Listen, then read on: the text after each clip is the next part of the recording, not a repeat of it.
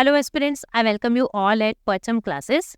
आज की क्लास में देखिए हमें 1 अगस्त से 6 अगस्त की जितनी भी फाइनेंस, बैंकिंग और इकोनॉमी की दुनिया में करंट अफेयर्स आए हैं उनको डिस्कस करना है।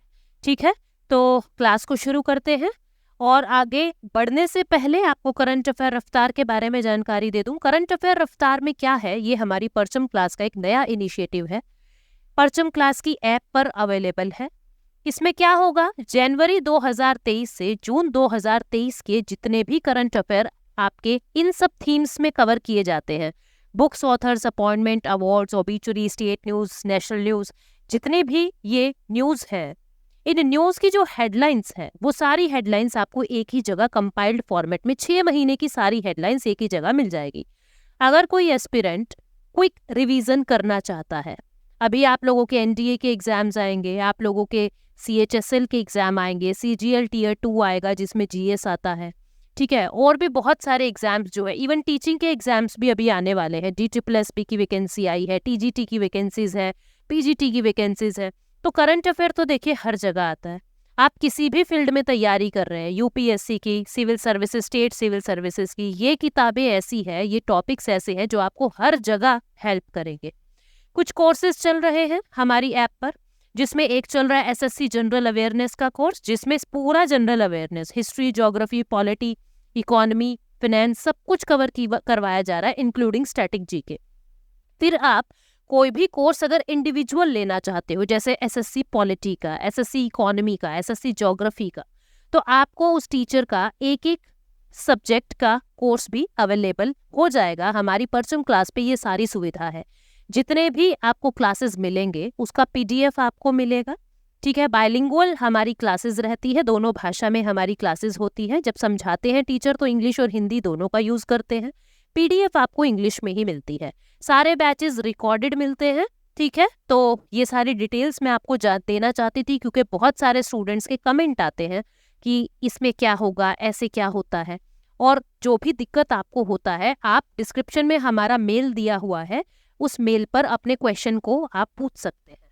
ठीक है, तो अभी हम आगे बढ़ते हैं। आगे बढ़ने से पहले देश का दुर्भाग्य ये है कि देश के अंदर इकोनॉमिक्स और डेवलपमेंट की बातें कम और बातें ज़्यादा होती है। तो इकोनॉमी और फाइनेंस की बहुत कम न्यूज़ इस हफ्ते है, क्योंकि आपको पता है अलग अलग स्टेट्स के अंदर क्लैशेस चल रहे हैं। हरियाणा में, नॉर्थ ईस्ट में बहुत क्लैशेस चल रहे हैं। तो ज़्यादातर चीज़ें या तो बाढ़ पे अटक गई हैं आके, या फिर उन क्लैश में अटक गई है। तो इकोनॉमिक डेवलपमेंट की बहुत सारी न्यूज़ मीडिया कवर कर ही नहीं रहा है। तो जो जो हमारे पास मटेरियल है, जो जो न्यूज़ हम लोगों को पता लगी है, हम उनको शेयर करते हैं।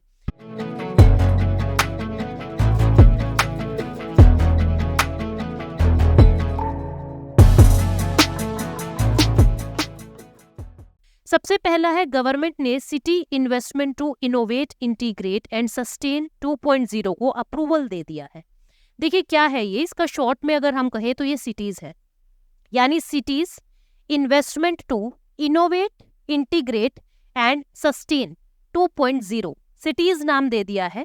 इसको अप्रूवल दे दिया है कि हम इसको स्टार्ट कर रहे हैं। ये क्या है, ये स्मार्ट सिटी मिशन का एक सब पार्ट है।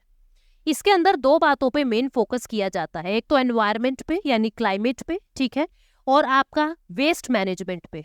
वेस्ट मैनेजमेंट और क्लाइमेट ओरिएंटेड रिफॉर्म। अब देखो बड़ी बड़ी बिल्डिंग्स तो स्मार्ट सिटी मिशन में बना दी गई है, बड़े बड़े इंफ्रा बना दिया है, अच्छा रोड बना दिया है, बेहतर स्कूल, बेहतर हॉस्पिटल्स बना दिए हैं। लेकिन वेस्ट मैनेजमेंट की प्रॉब्लम अभी भी देश के अंदर है कि जो प्लास्टिक वेस्ट है वो कहाँ डंप करें। बहुत सारी जगह पे डंपिंग स्टेशंस नहीं है, बहुत सारी जगह पे कहीं आपको, आप भी देखोगे बहुत सारे प्लेसेस ऐसे हैं आज भी आपको डस्टबिन नहीं मिलते हैं, तो मजबूरन होके लोग सड़कों पे वो कचरा फेंक रहे हैं। तो ये सब दिक्कतें ना हो, इसके लिए सॉलिड वेस्ट मैनेजमेंट को इंटीग्रेट कर दिया है स्मार्ट सिटी मिशन के अंदर, और जिसको सिटीज 2.0 नाम दिया है। 2.0 यानी कि स्मार्ट सिटी मिशन के फेज 2 के अंदर एक तो क्लाइमेट पे और वेस्ट मैनेजमेंट पे खासा ध्यान दिया जा रहा है। इसके 4 कंपोनेंट हैं। कौन कौन से? सस्टेनेबल मोबिलिटी, मतलब कि आपको आवाजाही में दिक्कत ना हो, ट्रांसपोर्टेशन अच्छा हो कहीं का। पब्लिक ओपन स्पेसेस, लोगों को घूमने फिरने के लिए पार्क या ओपन स्पेसेस ज़्यादा मिले। Urban governance and information and communication technology, governance सब कुछ डिजिटलाइज हो जाए, गवर्नेंस सुशासन अच्छा हो जाए, तो ये बातें पे ध्यान दिया जा रहा है। और सोशल और ऑर्गेनाइजेशन इनोवेशन कर रहे हैं, जो लो इनकम सेटलमेंट वाले क्षेत्र हैं उनका भी डेवलपमेंट हो, इस चीज पे ध्यान दिया जा रहा है। तो ये 4 कंपोनेंट है इस स्कीम्स के अंदर जो भारत सरकार ने अप्रूवल दे दिया है। ये प्रोग्राम जो है 4 साल के लिए चलेगा, 2023 से 2027 तक ये चलेगा और स्मार्ट सिटी मिशन का एक हिस्सा है। ऑब्जेक्टिव क्या है? एक तो जो हमारी इकोनॉमी है उसमें एक स्टैंडर्ड मेंटेन करना, दूसरा आपका सॉलिड वेस्ट मैनेजमेंट करना, यानी कि वेस्ट इधर उधर ना फैले और इकोनॉमी तरीके से क्वालिटी वाइज ग्रो कर सके। ठीक है, तो सिटीज 1.0 जो है वो 2018 में लॉन्च किया था, काफी सक्सेसफुल रहा। अब सिटीज 2.0 आने वाले 4 सालों के लिए 2027 तक काम करेगा। 2.0 के और कौन कौन से कंपोनेंट्स हैं मेजर? एक तो जितने भी 18 स्मार्ट सिटी है इस प्रोजेक्ट के अंदर उनको फाइनेंशियल और टेक्निकल असिस्टेंस देने का काम करेंगे। जो भी स्टेट और यूटी हैं उन सबको क्लाइमेट एक्शन के लिए सपोर्ट किया जाएगा। फिर जितने भी इंटरवेंशंस हो रहे हैं नेशनल लेवल पे, ताकि आप लोग अपनी सिटीज को, अपने टाउन्स को अच्छा कर सके, राष्ट्रीय स्तर का इंटरफेरेंस इन शहरों को अच्छा करने के लिए देखा जाएगा। ठीक है, तो ये पूरी न्यूज थी। स्मार्ट सिटी मिशन के बारे में जान लेते हैं। 2015 में आया था, सेंट्रली स्पॉन्सर्ड स्कीम है। सेंट्रली सेक्टर्ड और सेंट्रली स्पॉन्सर्ड ये 2 शब्द होते हैं। मैं आपको बता दूं ये कौन सी होती है, क्योंकि यूपीएससी के एस्पिरेंट्स से पूछा जाता है ये सवाल, सेक्टर्ड है कि स्पॉन्सर्ड है। तो सेंट्रली सेक्टर्ड कौन सा होता है और सेंट्रली स्पॉन्सर्ड कौन सी स्कीम होती है? सेंट्रली सेक्टर्ड का मतलब होता है स्टूडेंट्स जिसके अंदर 100% फंडिंग आपको यूनियन ऑफ इंडिया से, भारत सरकार से मिल रहा है। और स्पॉन्सर्ड का मतलब ये है सेंटर और स्टेट आपस में फंडिंग को शेयर करेंगे, कुछ फंड सेंटर का, कुछ फंड स्टेट का, इसको सेंट्रली स्पॉन्सर्ड कहते हैं। तो जो ये स्मार्ट सिटी मिशन था ये इसमें स्टेट का पैसा भी और सेंटर का पैसा भी दोनों का लगता है। ठीक है, तो ये 2015 में आया था। Nodal ministry of housing and urban affair है। लोगों की क्वालिटी, लोकल डेवलपमेंट करके इम्प्रूव करना है, ग्रोथ इम्प्रूव करना है, ये इसका मिशन था। दूसरा जो न्यूज है that is purchasing manager index, PMI, purchasing manager index. ये क्या है? ये आपको मैन्युफैक्चरिंग इंडस्ट्री का और सर्विस इंडस्ट्री का अलग अलग ब्यौरा देता है। 2 इंडेक्स जारी करते हैं इसे एक इंडेक्स के अंदर, मैन्युफैक्चरिंग इंडस्ट्री के बारे में और सर्विस इंडस्ट्री के बारे में। क्या है कि जितने भी लोग इन्वेस्टमेंट करना चाहते हैं मैन्युफैक्चरिंग फील्ड में या सर्विस फील्ड में, आने वाले समय में क्या प्रेडिक्शंस है, आने वाले समय में इनमें ग्रोथ देखी जा रही है, डिक्लाइन देखा जा रहा है, ये इंडेक्स इस चीज के बारे में बताता है।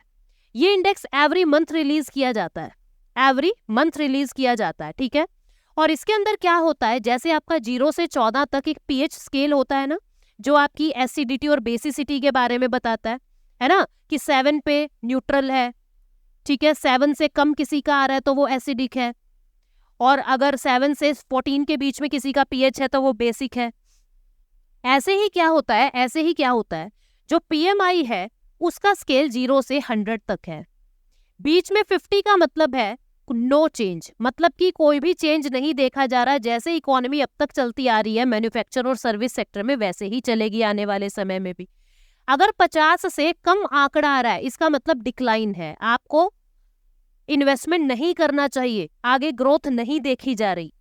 50 से 100 के बीच में अगर आंकड़ा आता है PMI का, इट मींस ग्रोथ देखी जा रही है, इन्वेस्टमेंट करने का डिसीजन अच्छा रहेगा। तो अभी न्यूज क्या है, जो परचेजिंग मैनेजर इंडेक्स है उसका आंकड़ा भारत के लिए 62.3 आया है। बहुत समय के बाद आपको ग्रोथ देखने को मिल रही है। 62.3 इसका मतलब क्या है, 50 से ज्यादा, यानी आने वाले समय में मैन्युफैक्चरिंग और सर्विस के सेक्टर में ग्रोथ देखने को मिलेगी। और अगर कोई इन्वेस्टमेंट करना चाहता है तो ये एक अच्छा समय रहेगा। यहाँ पे यही बताया है 62.3, बहुत लंबे समय, लगभग 13 साल के बाद इतना अच्छा PMI आया है। S&P ग्लोबल इस इंडेक्स को जारी करता है। ये एक सर्वे बेस्ड होता है, सर्वे किया जाता है भाई तुम्हें क्या लगता है, तुम कितना इन्वेस्टमेंट करने वाले हो, तुम्हारे क्या प्रोजेक्ट्स हैं। देश की बड़ी बड़ी इंडस्ट्रीज से पूछा जाता है कि तुम्हारे आगे प्लान क्या है, उस हिसाब से इस इंडेक्स को तैयार किया जाता है। मैन्युफैक्चरिंग और सर्विस के लिए सेपरेटली इसको जारी किया जाता है। ठीक है, यहाँ पे आप देख रहे हो, कहाँ गया, हाँ जी, मैन्युफैक्चरिंग और सर्विस के लिए अलग अलग इसको जारी किया जाता है। 0 से 100 के बीच में होता है। 50 से ज्यादा है तो इट मीन्स ग्रोथ है, एक्सपेंशन है। 50 से कम है इसका मतलब इस सेक्टर में कॉन्ट्रैक्शन देखा जाएगा।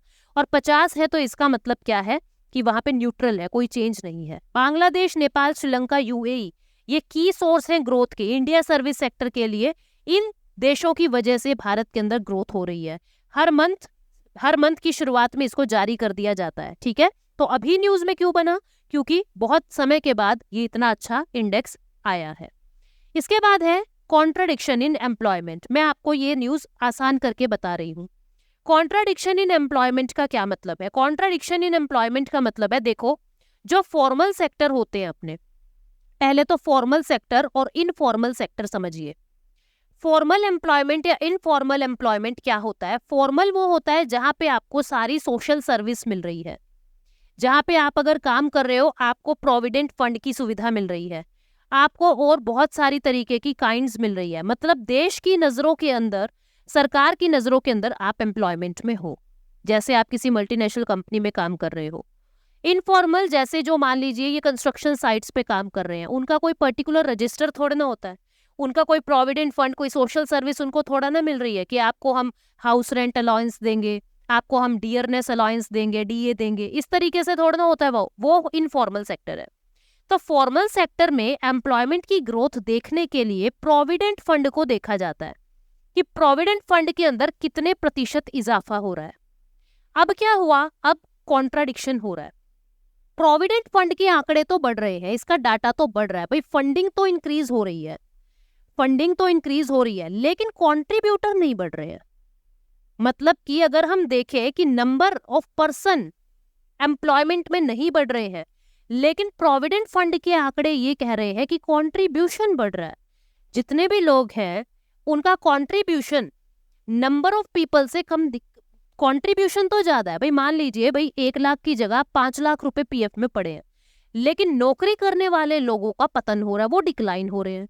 तो ये कॉन्ट्राडिक्शन समझ नहीं आया कि ऐसा कैसे हो सकता है। कहीं ना कहीं आंकड़ों में चूक हो रही है या आपको फॉल्स डाटा दिखाया जा रहा है। तो ये चीज न्यूज में है कि अगर हम लेबर फोर्स सर्वे की हम अगर न्यूज देखते हैं, उनका डाटा देखते हैं, तो एम्प्लॉयमेंट पहले की तुलना में घटा है। लेकिन अगर हम ईपीएफओ के आंकड़े देखते हैं, प्रोविडेंट फंड के आंकड़े देखते हैं, तो पता लगता है कि एम्प्लॉयमेंट बढ़ा है। तो हकीकत क्या है देश भी नहीं समझ पा रहा है, ठीक है। तो ये न्यूज बन गई है।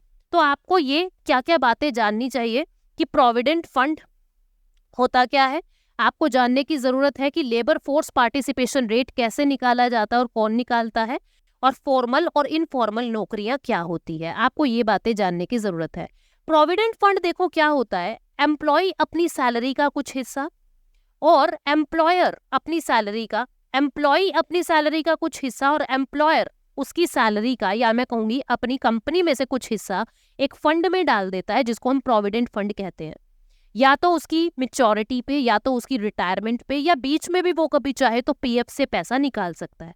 ये उसकी सिक्योरिटी के लिए जमा किया जाता है, ठीक है। अब आंकड़े बढ़ रहे हैं पीएफ के, आप देखोगे कि जो कॉन्ट्रीब्यूटर है वो इंक्रीज हो रहे हैं, लेकिन कॉन्ट्रीब्यूशन इंक्रीज हो रहा है, लेकिन कॉन्ट्रीब्यूटर इंक्रीज नहीं हो रहे हैं। लेबर फोर्स पार्टिसिपेशन सर्वे तो ये बता रहा है कि एम्प्लॉयमेंट पहले की तुलना में कम हुआ है, और पीएफ के आंकड़े बता रहे हैं कि बढ़ा है। तो कॉन्ट्राडिक्शन आ गया दोनों में। फॉर्मल एम्प्लॉयमेंट क्या होता है वो हमने देख लिया कि एक ऐसे तरीके की नौकरियां होती है जिसके अंदर लेबर लॉज से प्रोटेक्टेड होता है इंसान, सैलरी ना मिलने पे केस कर पा रहा है, वर्क और रेगुलेशन कंडीशन उसकी कागजों में लिखी हुई है, ये सारी चीजें फॉर्मल एम्प्लॉयमेंट में आती है। ईपीएफ का डाटा क्या कह रहा है? कह रहा है जो कॉन्ट्रीब्यूटर है ना, रेगुलर कॉन्ट्रीब्यूटर, वो इंक्रीज हुए हैं 30.9 मिलियन से 46.3 मिलियन, ये शो हो रहा है। लेकिन लेबर फोर्स पार्टिसिपेशन रेट ये कह रहा है कि डिक्लाइन आया 4.1% से, अनएम्प्लॉयमेंट रेट इंक्रीज हो रहा है, बेरोजगारी इंक्रीज हो रही है। पीएफ वाले कह रहे हैं कम हो रही है, और ये कह रहे हैं कि बेरोजगारी बढ़ रही है। लेबर फोर्स पार्टिसिपेशन रेट 39.5% पे आ गया है, अनएम्प्लॉयमेंट रेट 4.1% से बढ़ गया है। लेबर फोर्स पार्टिसिपेशन रेट 39.5% हो गया है, जो आज तक कभी नहीं आया था। इतना कम लेबर फोर्स पार्टिसिपेशन रेट 2016-17 से कभी नहीं आया। तो दोनों के आंकड़ों में कॉन्ट्राडिक्शन है। मैं आपको ना लेबर फोर्स पार्टिसिपेशन रेट बता देती हूँ क्या होता है। देखो कुछ लोग होते हैं जिनको हम क्या कहते हैं, अनएम्प्लॉयड, अनएम्प्लॉयड, ठीक है। कुछ लोग होते हैं जो लेबर फोर्स के अंदर आते हैं, लेबर फोर्स, और कुछ लोग होते हैं जो वर्किंग फोर्स में आते हैं। 3 तरीके से होते हैं। बाकी आप अनएम्प्लॉयमेंट वाली वीडियो देख लेना, वहां मैंने डिटेल में बताया हुआ है। अनएम्प्लॉयड लोग कौन होते हैं? जो विलिंग है काम करने के, लेकिन काम मिल नहीं रहा, not able to do work, मतलब कि काम मिल नहीं रहा, करें क्या? वो चाहते तो है काम करने, पर काम ही नहीं है करने को। वर्किंग फोर्स कौन है? विलिंग है और वर्क कर रहे हैं, वर्किंग एट प्रेजेंट जॉब पे है, उनको हम वर्किंग फोर्स में काउंट करते हैं। लेबर फोर्स में अनएम्प्लॉयमेंट और वर्किंग फोर्स दोनों काउंट होते हैं, ये दोनों मिलके लेबर फोर्स बनाते हैं। लेबर फोर्स पार्टिसिपेशन रेट निकाला कैसे जाता है कि कितने लोग लेबर फोर्स में हैं, ठीक है, divided by total population, divided by total population, कि जनसंख्या का कितना प्रतिशत हिस्सा लेबर फोर्स में है, यानी कि कितने प्रतिशत लोग नौकरियां चाहते हैं, टोटल पॉपुलेशन का कितने प्रतिशत हिस्सा लेबर फोर्स पार्टिसिपेशन रेट में आता है। तो यानी कहने का मतलब क्या है कि दोनों तरफ आंकड़े जो है वो बिखरे बिखरे दिख रहे हैं, समझ नहीं आ रहा है कि हकीकत क्या है, लेबर फोर्स वालों की बात माने या उनकी बात माने। अब एक और सवाल जो आपसे पूछा जा सकता है, लेबर फोर्स सर्वे जारी कौन करता है? नेशनल स्टैटिस्टिकल ऑफिस, NSO इस सर्वे को जारी करता है। तो इन आंकड़ों को याद रखोगे, इन बात को याद रखोगे। अगला क्वेश्चन है उल्लास। उल्लास क्या है? Understanding life long learning for all in society. पूरी फुल फॉर्म याद रखो, ये पेपर में बन सकता है सवाल। Understanding life long learning for all in society, ये क्या है? मैं आपको पहले मोटा मोटा इसके बारे में बता दूं। देखो, जो ऐसे लोग हैं जो 15+ एज के हैं, ठीक है, किसी भी कारणवश काम नहीं कर सके, किसी भी कारणवश पढ़ाई नहीं कर सके, 15+ एज के हैं और किसी भी कारणवश पढ़ाई नहीं कर सके, स्कूल नहीं जा सके, तो उन लोगों को स्किल ट्रेनिंग दी जाएगी, वोकेशनल ट्रेनिंग्स दी जाएगी, लर्निंग सिखाई जाएगी, उनकी जिंदगी चलाने के लिए उनको चीजें सिखाई जाएगी, यानी लाइफ स्किल सिखाई जाएगी, उनको फाइनेंशियल लिटरेसी दी जाएगी, फाइनेंशियल लिटरेसी दी जाएगी, उनको कंप्यूटर डिजिटल लिटरेसी दी जाएगी। इस तरीके के वोकेशनल कोर्सेज के अंदर 15+ एज के लोगों को जो किसी कारणवश अनपढ़ रह गए हैं, किसी कारणवश स्कूल में अपनी पढ़ाई पूरी नहीं कर सके हैं, उन लोगों को ट्रेनिंग दी जाएगी। ट्रेनिंग करने के बाद उनको नौकरियां दी जाएगी। ये है उल्लास, ताकि हर इंसान तक पढ़ाई पहुंच सके, हर इंसान तक आजीविका चलाने का माध्यम पहुंच सके। कौन सी मिनिस्ट्री ये काम कर रही है? Ministry of skill and development, ministry of skill and development. ये थी न्यूज जिसके बारे में मैंने आपको बताया। अब स्लाइड्स क्या कह रही है, देख लेते हैं अखबारों में क्या लिखा हुआ है। कह रहा है जो ड्रॉप आउट स्टूडेंट्स हैं, यानी कि जो 12 लाख से ज्यादा ड्रॉप आउट स्टूडेंट मतलब जो किसी कारणवश पढ़ाई को कंटिन्यू नहीं कर सके, उनको फिर से लर्निंग फोल्ड में वापस लाने का ये एक तरीका है। इसके अंदर अडल्ट एजुकेशन और लिटरेसी पे ध्यान दिया जाएगा, उनकी क्रिटिकल लाइफ स्किल्स इंप्रूव की जाएगी, उनकी फाइनेंशियल स्किल्स, उनकी एजुकेशनल स्किल्स ये इंप्रूव की जाएगी। इसके अंदर वॉलंटियर मतलब कि क्या है, ये इच्छा पे डिपेंड करेगा। आप चाहे तो इसके अंदर इनरोल कर सकते हैं, जबरदस्ती नहीं है, आप चाहे तो इनरोल नहीं कर सकते, आपकी मर्जी है। वॉलंटियर बेसिस पे ये काम किया जाएगा। जो भी लोग अपनी जिंदगी सुधारने के लिए पैशनेट हैं वो इसमें एनरोल कर सकते हैं, ठीक है। ये एक न्यू इंडिया लिटरेसी प्रोग्राम माना जाएगा, 2022 से 2027 तक ये पूरा काम करेगा। एजुकेशन फॉर ऑल इस थीम के अंडर ये पूरी स्कीम चल रही है।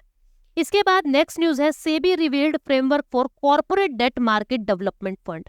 देखो, CDMDF corporate debt market development fund, ये बहुत पेचीदा करके न्यूज़पेपर्स ने दिया हुआ है, मैं आपको साधारण करके बताती हूँ। देखो, आपने क्या किया हुआ है, मान लीजिए किसी की डेट सिक्योरिटीज खरीदी हुई है, किसी से आपने किसी को अपना पैसा उधार दे रखा है, बड़ी कंपनी को, और आपने उसकी सिक्योरिटीज खरीदी हुई है, या आपने म्यूचुअल फंड में पैसा लगाया हुआ है, आपने किसी के शेयर्स खरीदे हुए हैं।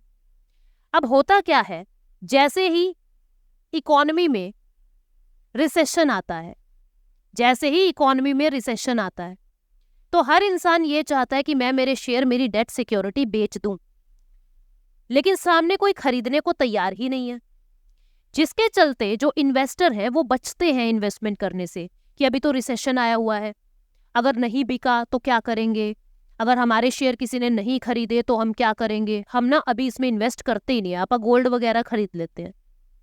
अब दिक्कत क्या है, इन्वेस्टर रिस्क पे है। अब गोल्ड खरीदने से नुकसान नहीं है इन्वेस्टर को, लेकिन देश को नुकसान है, क्योंकि गोल्ड आपको इंपोर्ट करना पड़ता है। भारत के अंदर इतना गोल्ड नहीं है, और जब आप इंपोर्ट करते हो गोल्ड को तो आपका करंट अकाउंट डेफिसिट बढ़ रहा है। मतलब हम एक्सपोर्ट तो कम कर रहे हैं, चीज इंपोर्ट ज्यादा कर रहे हैं, जिसमें से गोल्ड एक बहुत अहम चीज है। अब इस गोल्ड की इन्वेस्टमेंट को बचाने के लिए, ताकि लोग शेयर मार्केट के अंदर ही इन्वेस्टमेंट करें, ताकि कंपनीज को भी फंड मिलता रहे, देश ने क्या किया है, सेबी ने क्या किया है, CDMDF ये एक फंड बना दिया है, corporate debt market development fund बना दिया है। क्या कहा गया कि जिस समय रिसेशन होगा उस समय भी हम आपकी डेट सिक्योरिटी खरीदेंगे, पैसा इस फंड से आपको देंगे, इस फंड से आपको पैसा देंगे, लेकिन आपकी डेट सिक्योरिटी सेबी यानी भारत सरकार खरीदने को तैयार है। इससे क्या हो गया, इससे इन्वेस्टर्स को ये एक विश्वास हो जाएगा, कॉन्फिडेंस आ जाएगा कि कोई चक्कर नहीं है भाई, लगा दो पैसा, कोई बात नहीं, कोई बंदा नहीं खरीदेगा, कोई कंपनी नहीं खरीदेगी शेयर, तो क्या हुआ, CDMDF वाले तो है, भारत सरकार तो खरीदेगी हमारी सिक्योरिटी, कोई चक्कर नहीं है, रिसेशन आए, बूम आए, कुछ भी आए, आप पैसा इन्वेस्ट करो। इससे मार्केट में लिक्विडिटी बढ़ेगी और जो इन्वेस्टर्स है उनमें कॉन्फिडेंस बिल्डअप होगा। अब सवाल यह आता है, जो ये CDMDF है, क्या ये किसी के भी डेट सिक्योरिटी खरीद लेगा? मैंने मान लीजिए मैंने क्या किया, मैंने 1 करोड़ के डेट सिक्योरिटी खरीद रखी है किसी ऐसी कंपनी की जिसकी कोई वैल्यू ही नहीं है, मुझे ज्ञान नहीं था, मैंने क्या किया, मेरे ज्ञान की कमी के कारण, या मुझे ऐसा लग रहा था कि यहाँ से तो ब्याज बहुत ज्यादा मिलता है, यहाँ पे मुझे इंटरेस्ट ज्यादा मिलेगा, रिटर्न ज्यादा मिलेगा, मैंने किसी भी XYZ कंपनी में पैसा लगा दिया। अब मैं ये चाहती हूँ कि मेरे ये डेट सिक्योरिटी CDMDF वाले खरीद ले, तो वो नहीं खरीदेंगे, वो देखेंगे कि आपकी डेट सिक्योरिटी कैसी है, आपकी डेट सिक्योरिटी की ग्रेडिंग क्या है, आपने जिस कंपनी की सिक्योरिटीज खरीद रखी है उसकी कोई वैल्यू भी है या नहीं है। तो ऐसा नहीं है ये CDMDF वाले कोई भी कंपनी की डेट सिक्योरिटीज या म्यूचुअल फंड खरीद लेंगे, वो देखेंगे कि उस कंपनी की ग्रेडिंग क्या है, सेबी उसके बारे में क्या कहता है, ये सारी चीजें देखकर ही इस फंड में पैसा आपको दिया जाएगा, इस फंड से पैसा। और जो पैसा है वो कंप्लीट नहीं देंगे, आपको बता दूं 90% आपने अपनी डेट सिक्योरिटीज इनको बेची, 90% तो आपको कैश में मिल जाएगा और 10% आपको इस फंड की यूनिट मिल जाएंगी। जैसे म्यूचुअल फंड में एसेट वैल्यूज मिलती है ना, आपको यूनिट मिलती है, ऐसे ही 10% तो यूनिट्स मिल जाएंगी इस फंड की और 90% पैसा आपको कैश मिल जाएगा। तो ये CDMDF है। बाकी तो आप यहाँ देख रहे हो, ये पूरा सेबी ने इसके लिए एक फ्रेमवर्क जारी कर दिया है कि हमें कितना पैसा इस फंड में इकट्ठा करना है। 2242 करोड़ रुपए इस फंड में रखने हैं, ताकि जब दिक्कत हो, लोग अपनी सिक्योरिटीज बेचना चाहे तो हम इस फंड से पैसा उनको दे सके। ठीक है, म्यूचुअल फंड कंपनीज को कहा है कि आपको अपनी कंपनी से कुछ पैसा इस फंड में शेयर करना है। ये पूरी न्यूज़ थी, मैंने आपको बहुत शॉर्ट में ये सारी बातें बता दी है। आप आराम से इस PDF को पढ़ सकते हो, परचम ऐप पे आपको PDF मिल जाएगी। ठीक है, उसके बाद नेक्स्ट न्यूज़ है, गवर्नमेंट ऑफ इंडिया और एशियन डेवलपमेंट बैंक फिर से कोलैबोरेशन कर रहे हैं $200 मिलियन लोन का। भारत सरकार ने एशियन डेवलपमेंट बैंक से $200 मिलियन लोन लिया है। किस चीज के लिए? राजस्थान के अंदर जो पानी की समस्या है उसको खत्म करने के लिए, राजस्थान के अंदर वाटर सप्लाई और सैनिटेशन सिस्टम को इम्प्रूव करने के लिए। यही है, पब्लिक प्राइवेट पार्टनरशिप के बेस पे पूरा प्रोजेक्ट काम करेगा। सरकार और प्राइवेट प्लेयर्स मिलकर इस काम को करेंगे। फंडिंग एशियन डेवलपमेंट बैंक ने हमको लोन के रूप में दे दी है। लगभग 14 साल का हमारा पीरियड रहेगा ये। नई वाटर सप्लाई की पाइपलाइंस, 1400 किलोमीटर लंबी पाइपलाइंस जो है वो बिछाई जाएगी पूरे स्टेट के अंदर। 8 शहरों को कवर किया जाएगा। 54,000 घरों में स्वच्छ पानी पीने का पहुंच जाएगा। सीवरेज की समस्या खत्म हो जाएगी। ठीक है, हेरिटेज लाइक स्ट्रक्चर्स को, जो आपको पता है राजस्थान के अंदर कल्चर बहुत रिच है, वहाँ पे जो हेरिटेज लाइक स्ट्रक्चर है वहाँ का सैनिटेशन, वहाँ की वाटर प्रॉब्लम को भी सॉल्व किया जाएगा। अब नेक्स्ट न्यूज़ है, सेंटर का जो फिस्कल डेफिसिट है वो इंक्रीज हो गया है। 4.51 लाख करोड़ से बढ़कर 4.51 लाख करोड़ हो गया है। फिस्कल डेफिसिट मतलब गवर्नमेंट की उधार, गवर्नमेंट उधार कितना ले रही है, सरकार बोरोइंग कितना कर रही है, उसको फिस्कल डेफिसिट कहते हैं। पहले ये 2.10 लाख करोड़ था अप्रैल मई में, लेकिन अब ये जून तक इतना इंक्रीज हो गया, यानी सरकार अपनी बोरोइंग्स को इंक्रीज कर रही है। अब बोरोइंग अगर कैपिटल तरीके से खर्च की जा रही है तो बहुत अच्छी बात है, रिटर्न हाई मिलेंगे। लेकिन अगर बोरोइंग जो है वो रेवेन्यू एक्सपेंडिचर में खर्च कर दी जाती है तो दिक्कत ही दिक्कत है। लोन कहाँ से चुकाएंगे फिर पता नहीं लगेगा। अब डिपेंड्स कि सरकार खर्चा कहाँ कर रही है, इंफ्रास्ट्रक्चर पे कर रही है, एसेट क्रिएशन पे कर रही है तो अच्छी बात है। फिस्कल डेफिसिट होता क्या है, इसका फॉर्मूला होता है टोटल एक्सपेंडिचर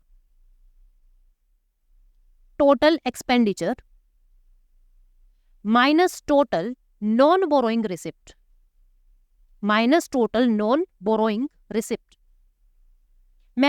मैंने ये बहुत डिटेल में आपको समझाया हुआ है। इकोनॉमी की प्लेलिस्ट में जाना, वहां पे डेफिसिट नाम का आपको टॉपिक मिलेगा, फिस्कल डेफिसिट नाम का आपको, मतलब फिस्कल पॉलिसी नाम से एक मिलेगा टॉपिक आपको उस प्लेलिस्ट में। वहीं पे मैंने 4 तरीके के डेफिसिट समझाए हुए हैं।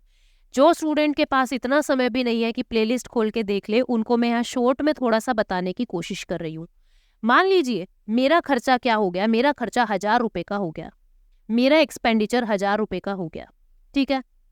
अब मैंने अपनी सारी कमाई लगा दी, मैंने घर बेच दिया, मैंने जितने भी मैं कमा सकती थी मेरी परचम क्लास से, एक्स क्लास से, वाई क्लास से, सारा पढ़ा बढ़ा के सब कुछ मैंने 900 रुपये इकट्ठे कर लिए। मैंने 900 रुपये इकट्ठे कर लिए, ये मेरा टोटल रेवेन्यू है, टोटल रिसिप्ट है जो मैंने कमाई करी, और ये मेरा टोटल खर्चा था। मुझे पता लग गया मेरे पास 100 रुपये की कमी है, यानी ये 100 रुपये मुझे उधार लेने पड़ेंगे। कहने का मतलब क्या है, टोटल एक्सपेंडिचर में से आपने उधार नहीं जोड़ा है अभी, क्योंकि उधार तो अपने को कैलकुलेट करना है।